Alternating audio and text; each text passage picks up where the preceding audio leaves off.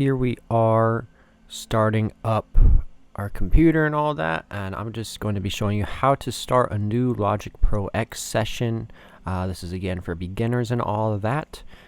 So first thing you're going to want to do is, of course, download Logic from the App Store, buy it, all that good stuff, and then launch the application. So I have Logic launched already. And in order to start a new project from scratch, we're just going to start with a blank template. And how to do that is to go up here to File and just press New. The other option is to press Control plus Shift and N. So Control Shift N. But let's just click that button. Okay, this is the automatic screen that it first goes to. It's choosing your track type. And let's just cover this really quick. So there's 5 types of tracks. There's software instruments, audio tracks, drummer tracks, external MIDI, and guitar or bass. And let's cover each one of these. So the software instrument opens a VST, which stands for Virtual Studio Technology. This is going to be like a software piano, a synthesizer, or a sampler. And if you click this button, this instrument button, it'll give you the list of all your available instruments you could load in there to start things off with. And just for simplicity, let's just start out with this retro synth. This is a nice sounding synth that comes with Logic, so you'll have access to this immediately. Let's cover the audio tab. So for the audio tab, this is going to show the initial signal flow configuration. So basically where the sound's coming from and where it's going to. If you're just using this host on your computer without anything plugged in, it'll probably automatically go to all input output, which is just fine to leave it there. If not, you can always scroll around, change these. Just select the input. That is your sound source. These are going to be a little bit more advanced. This is sending, default patch, and open the library. If you want to just load in a default patch, click that button. If you want to open your library automatically, again, just click that button. So that's pretty straightforward. The audio output, again, is just going to be whatever your system's running. So output 1 and 2 is probably the most common. Don't worry about that, just leave it what it is normally. For the drummer, going to be a similar situation. You're going to be able to select the genre actually. So this is kind of the sound you're going after if you start with your drummer kit. And this will let you choose where the signal goes to. I'm going to change mine to bus 30 because that's where I like mine to go to first before going to the stereo out, which is output 1 and 2. External MIDI, this is something you're probably not going to touch starting off unless you have a hardware synthesizer. It'd be somewhat similar to audio, but there's more to do with MIDI routing and setting your channel numbers. And then guitar or bass is actually a lot like audio, so pretty much the exact same settings, loads the patches automatically. So I don't really see a difference between audio and guitar or bass, so I just always click audio when I want a new audio track. Also, the last important thing to note is this number of tracks to create. This can be handy if you already know you're going to need like 10 tracks or 5 tracks. It'll automatically populate those tracks into your session. But let's just leave it at 1 for right now. Just keep things simple. So we've kind of gone over what these 5 track types are.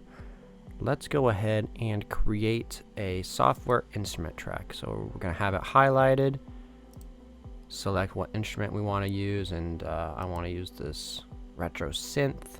Let's let the library open up and leave everything else how it is. And then we're good to go. We just hit this create button. Alright, so we started out with our first software instrument, and it's the retro synth. Let's go ahead and add in a secondary instrument. So for this, we're going to want to press this little plus icon. In the simplified mode, which is most likely what you'll be starting on, it'll give you these options here. And let's just go ahead and click this drummer track Again, we're going to just choose rock because that's kind of cool. And then it'll create this. It'll automatically get you a loop or something to work with. And let's go ahead and play this, hear what it sounds like.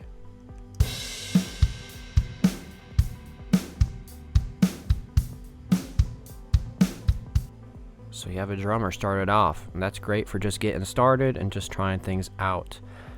Let's go ahead and set up a audio track. Create. Alright, now we have this audio track created. I had to mute it just so it wouldn't pick up my microphone here and create a bad feedback loop. But this audio track would be nice if you're trying to play guitar directly into your computer, or if you have an audio interface set up with a microphone. This is where you would go to record those types of audio devices.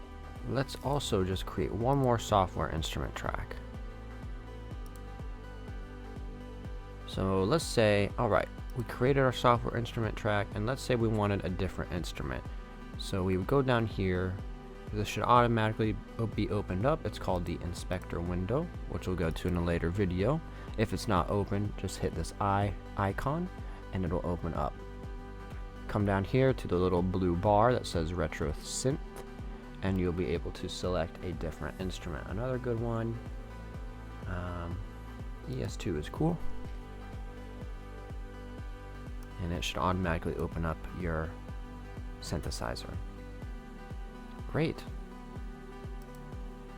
And if you click the blue icon in between the bars, it'll open up your synthesizer. Perfect.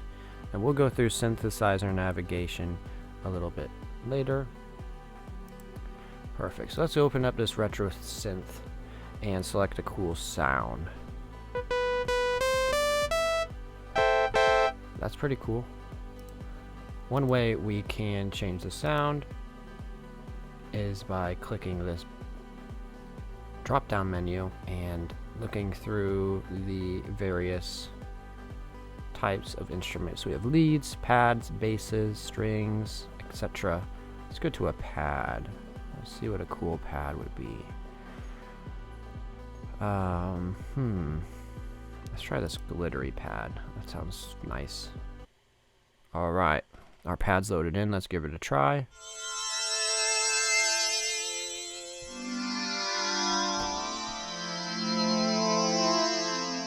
Yeah, that's pretty glittery. So now that we have our glittery pad, let's just start recording.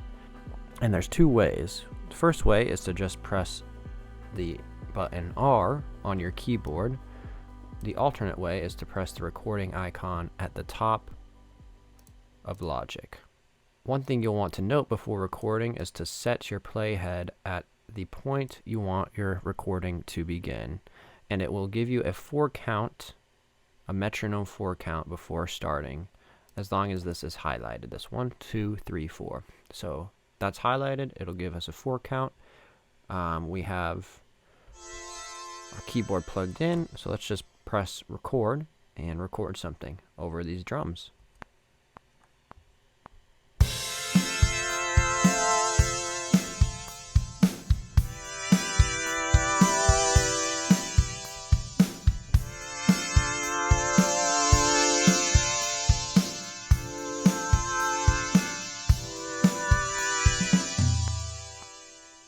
Great.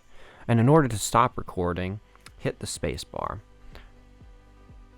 Alright, and there we go. Should be a pretty easy way to get started with Logic. Just get started on your first couple tracks. And thanks so much for taking the time to watch this video. If you have any questions, I'd love to see those in the comments. And make sure to subscribe so you're notified when the new videos go live. And again, the next videos are just going to cover more about beginner tools and techniques in Logic, and also covering this whole interface, because there's a lot here to cover. See you next time.